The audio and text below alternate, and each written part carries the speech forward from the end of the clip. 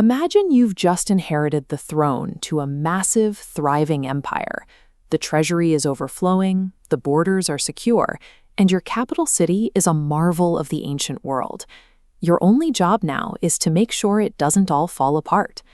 Second Chronicles serves as the historical record of this period. It follows the line of Judah's kings for nearly 400 years, documenting how the safety of the entire nation followed the spiritual devotion of the man on the throne. To understand why the nation thrives or crumbles, you don't evaluate their military strategy or their economy. You look at one specific building, the temple in Jerusalem. Throughout the book, this physical structure acts as a spiritual barometer. When the leadership and the people honor God, the temple is pristine and active. When they rebel, it is neglected, boarded up, and eventually dark and cracked. You can measure the exact health, safety, and trajectory of the entire society simply by checking the condition of that single building. The book opens with King Solomon.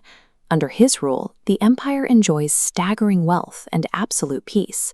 He is famous for his wisdom, but his crowning achievement is constructing that very temple, a magnificent, permanent house for God in Jerusalem. When the construction is finally finished, Solomon hosts a massive dedication ceremony. It's a spectacular event, culminating in a visible display of God's glory descending from the sky and physically filling the completed structure. During this dedication, God establishes a clear agreement with Solomon. It is a strict if-then promise. If the people fall away but eventually humble themselves, pray and seek God, then He will hear them, forgive them, and heal their land. The scale of their national protection directly weighs their humility and devotion. Solomon's 40-year reign represents the absolute peak of the roller coaster track. It establishes the gold standard, the high watermark of prosperity against which every future king of Judah will be measured. The moment Solomon dies, the coaster takes a steep drop. His son Rehoboam takes power, makes a series of harsh, arrogant decisions, and immediately fractures the nation. 10 tribes rebel and form the northern kingdom of Israel, leaving Chronicles to focus entirely on the southern surviving kingdom, known as Judah.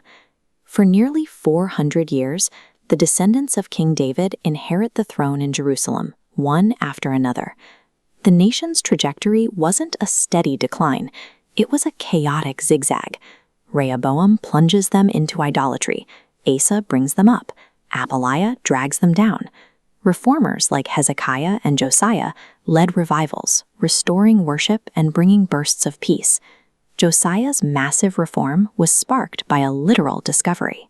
While cleaning decades of debris from the neglected temple, workers rediscovered an ancient scroll, the lost book of the law given through Moses. Reading its warnings drove Josiah to tear down the local idols. Throughout all these generations, the survival of the nation never relied on brilliant military tactics or strong trade agreements. It relied entirely on whether the kings sitting on the throne decided to follow the spiritual blueprint or discard it. Many of the kings chose to discard the blueprint entirely. These unfaithful rulers actively sabotaged the nation's spiritual life. Some dragged foreign idols directly into the courtyard and explicitly nailed the temple doors shut so no citizens could worship there. As the spiritual core decays, the political protections around Judah fracture. Cracks spiderweb outward from the center. These internal fractures invite external threats. Aggressive empires, Assyria, then Babylon, sense the weakness, encroaching on borders and picking apart the outer cities. Even as these armies gather at the borders, God repeatedly sends prophets to sound the alarm. They warn the kings and the citizens that their idolatry is drawing the nation toward a cliff. But generation after generation, those messengers are mocked, imprisoned, and completely ignored.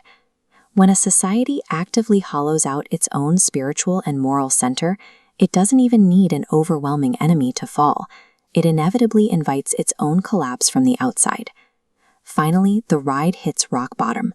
In 586 BC, the Babylonian army breaches the walls of Jerusalem. They flood into the capital, slaughtering the defenders and violently sacking the city. The most devastating blow comes at the center of town.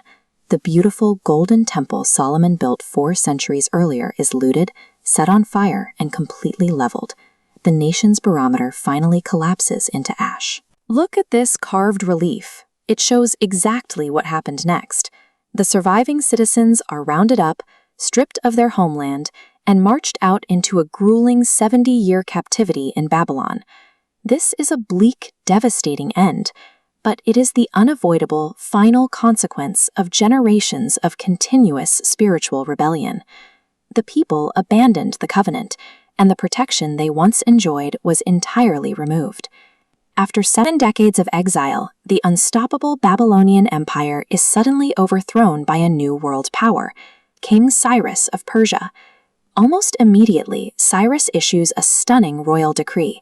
He officially pardons the Jewish exiles, releasing them from captivity, and commands them to travel back to the ruins of Jerusalem to rebuild their temple.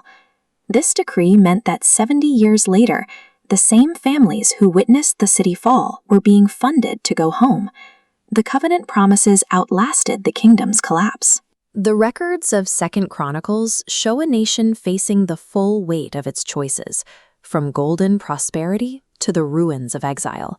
But ending with their return, it demonstrates that even after the deepest fall, a new beginning remains possible.